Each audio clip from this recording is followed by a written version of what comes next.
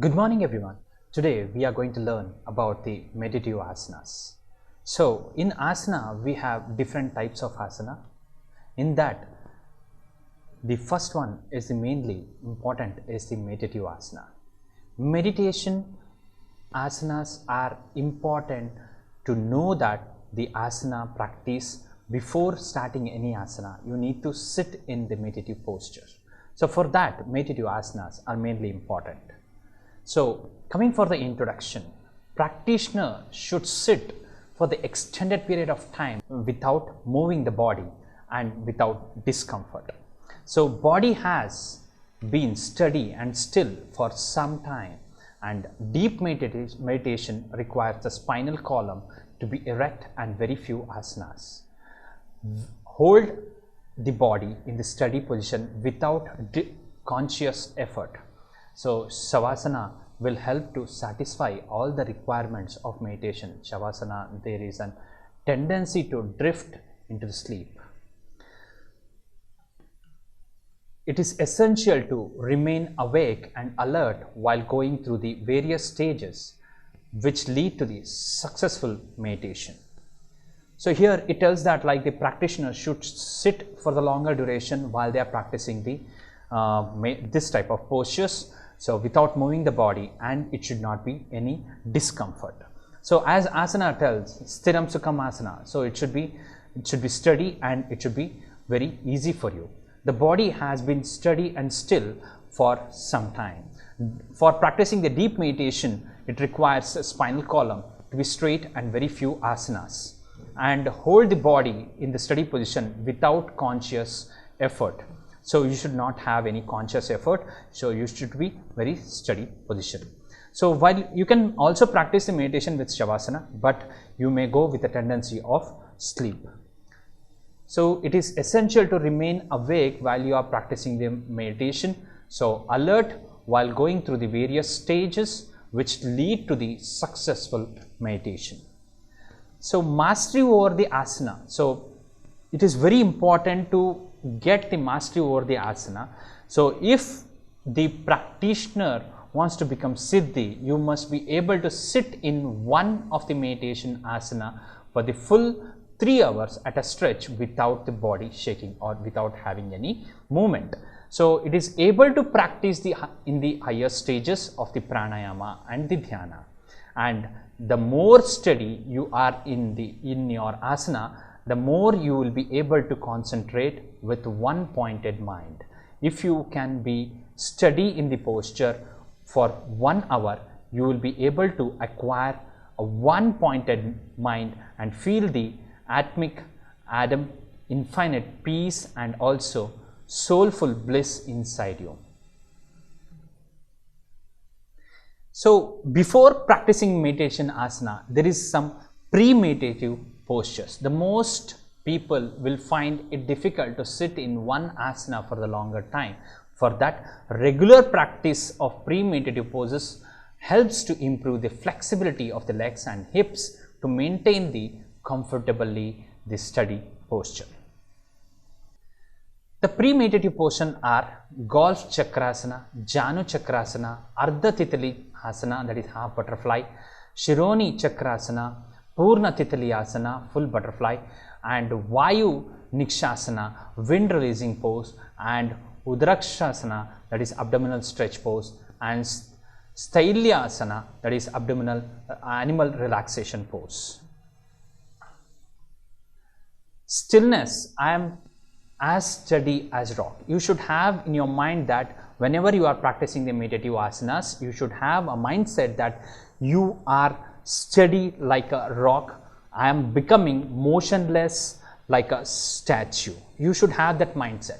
This is the way the asana will quickly become steady, and after a while it will become more comfortable for extended period of time. This is the practice of Kaya Sthiryam, complete body steadiness. So it helps you to become more and more functionally ability while you are practicing the meditative postures. So there are mainly 4 meditative postures, that is Padmasana, Siddhasana, Vajrasana and Sukhasana. So During the practicing the meditative posture, you should take some precautionary measures. So if there is discomfort or pain in the legs after sitting for some time in the meditative asana, slowly you should try to unlock the legs and massage them.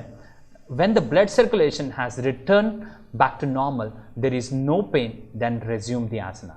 So usually what happens here is, like when you are practicing for a longer duration, sitting in one time, so you will be more and more, so there will be a less reduction of blood circulation, and also the numbness, you can feel the numbness during that time. So you slowly unlock the legs, massage the legs. Once the blood circulation come back to normal, then you need to re-regulate the asana, or you have to come back to the posture. Be aware that the knee is a very delicate and much abused joint of the body. Be careful, no strain, you should not strain it, especially while moving into and out of the meditative asana. Usually what happens here is, so your weight bearing joint is the knee joint, all the movements of your legs will be having the impact on your knee. So it is very delicate, and also maximum time it has been abused. So you should be carefully, without any strain, you should practice the meditative asana, especially while you are moving, that is in and out. So during the asanas, you should have more concentration. Do not use undue force, that is, you should not make maximum force on the knee joint or strain to sit in a meditative asana. Carefully observe the contra-indications given for the individual asanas. The left or the right leg may be placed uppermost. So if you are not able to practice with the left uppermost, you can go for the practicing of the right uppermost. It is a matter of personal preference and depends on whichever is more comfortable. So you can practice in any of the leg which is more comfortable.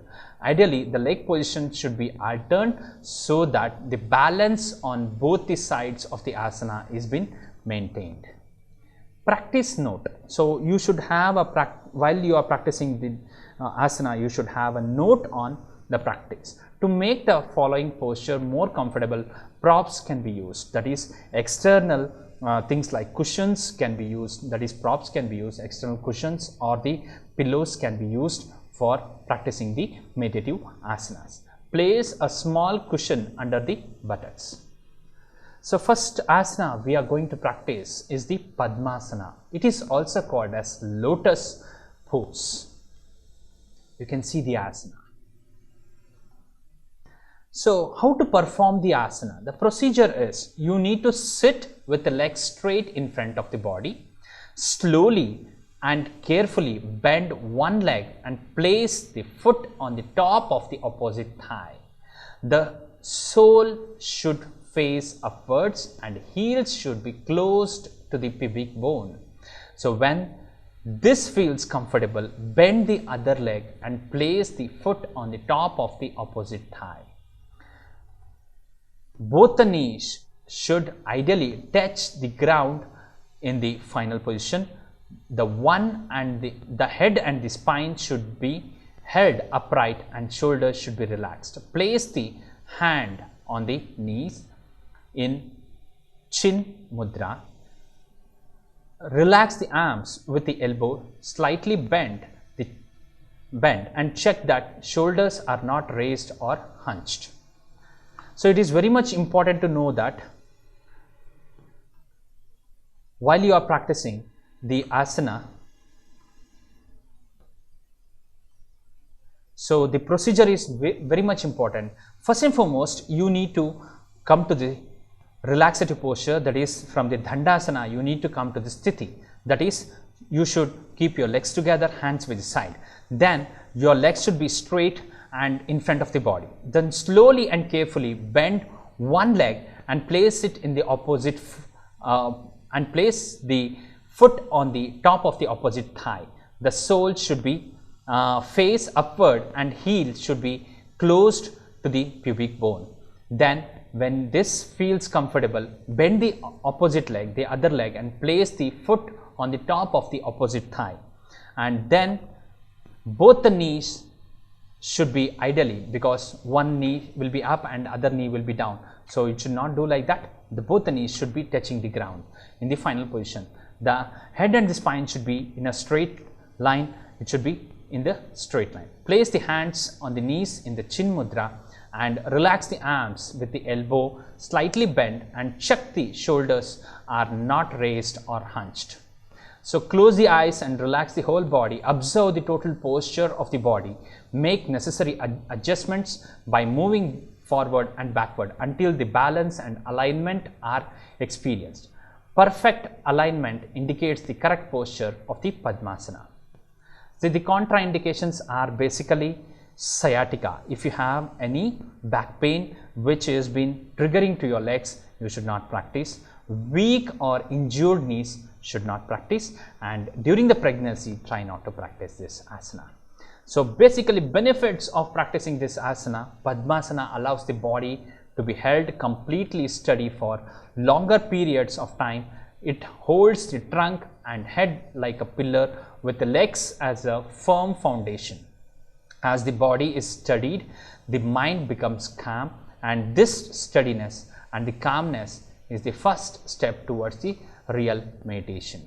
So usually we have two awareness. We have an internal and external awareness. While you are practicing the Padmasana, direct the flow of prana from the Muladhara chakra, from the down upright in the perineum of the Sahasrara chakra in the head. So from the perineum till the head, it will try to move as a ascending order, highlighting the experience of meditation. So externally, so that means physically, in this position applies pressure on the lower spine, which has a relaxation effect on the nervous system. The breath becomes slow, muscular tension is decreased, and blood pressure is reduced. The normal large blood flow of the to the legs is redirected to the abdominal region. So this activity also helps to stimulate the digestive process.